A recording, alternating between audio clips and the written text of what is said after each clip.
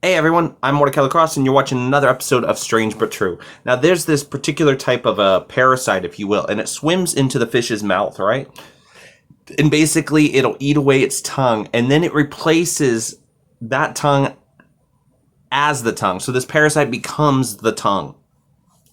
And the pictures, if you will, are quite disturbing. I mean, look at that thing. Like that reminds me you of something out of the movie Alien or something, if you will. But basically, this parasite, I don't know why I said bug, this parasite attaches itself to the tongue, right?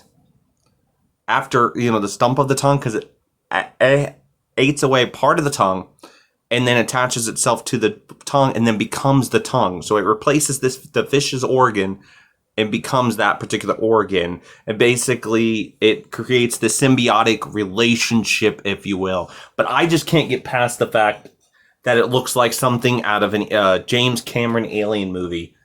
Just saying. So, what will you just say if I told you that hobbits actually existed? You'd probably be like, yeah, no, they didn't, Mordecai. You have been hitting the bong again, haven't you? I've told you, Mordecai, to quit hitting the bong, and you wouldn't believe hobbits actually existed. Well, actually, you would be incorrect. About in 2003 at Langbayao on the island of Flores in Indonesia, a new species of human was found called Homo florensis. They had a low skull, whitish around ears with a sloping forehead, almost half the size of a Homo sapien.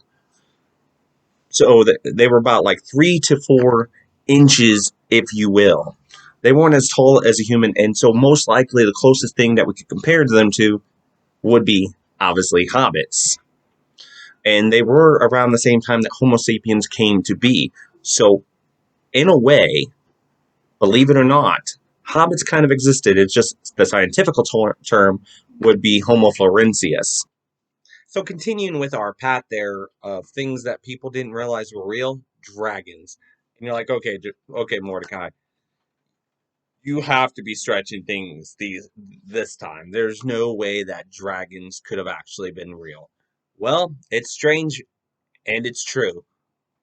Recently, and back in the early 2000s, a dinosaur was found known as Dracoryx hogwartsia. Yes, named after Hogwarts of Harry Potter, yes. And the dinosaur that was found resembles that very close of a dinosaur, of a dragon, of mythical dragons. Now, they probably didn't breathe fire or fly or anything like that, as far as we know. But basically, you could say it is the closest thing that has been discovered that is close to dragons. So perhaps when it comes to the story of dragons or other mythical creatures, perhaps people like saw these particular creatures like the Dracoryx hogwartsia, and they were like, whoa, that thing's amazing. I bet it flies and breathes fire too. And they go back to the village and they're like, yeah, I saw a dragon and it breathed fire and was flying in the air. And then it just keeps on getting passed, and further down the generation as it gets passed, it just becomes something of legend and not a real thing. Who knows? But there you go. Technically, dragons existed, just not in the sense that you were thinking.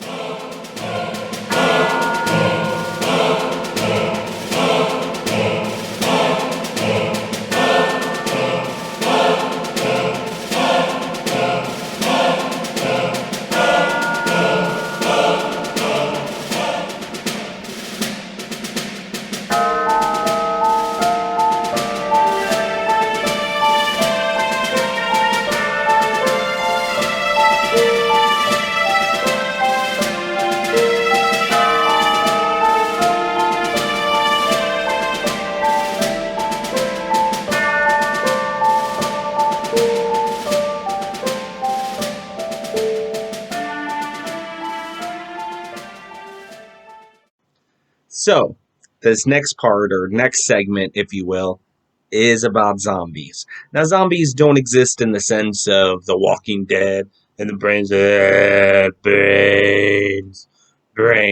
for two reasons. One, there's a lack of brains on this planet. Two, because that's fiction. But there is something similar to it, and this phenomenon is known as zombie deer, or also known as chronic wasting disease. Most cases of CWD occur in adult animals and exhibit clinical symptoms of the disease.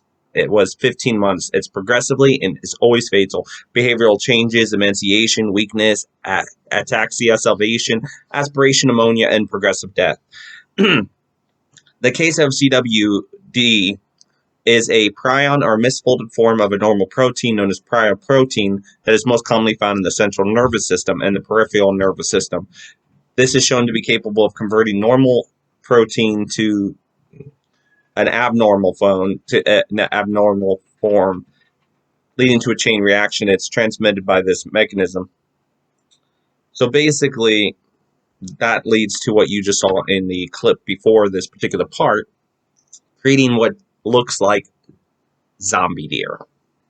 Of course, it's not zombie in the essence as in your classic George Romero film or anything like that, but in a way is the closest thing in nature that we have to zombies. I mean, seriously, there should be a TV show called Damn Nature, You Scary, because nature is scary as fuck. Just saying.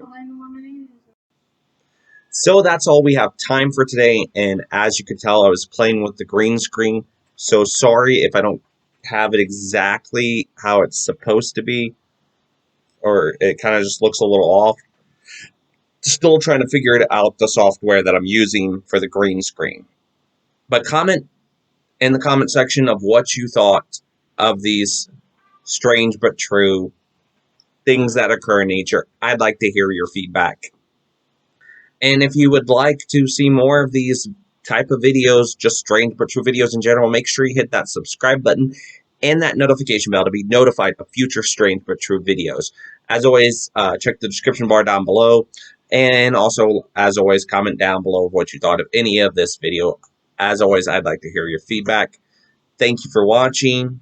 I guess that's about it I can think of to say. As always, I've been your host, Mortika Lacrosse. Stay strange.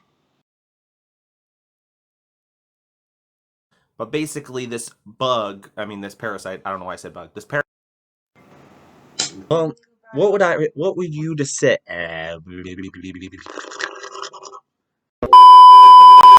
There's a lack of brains on this planet. An abnormal form. It's in Japanese. It's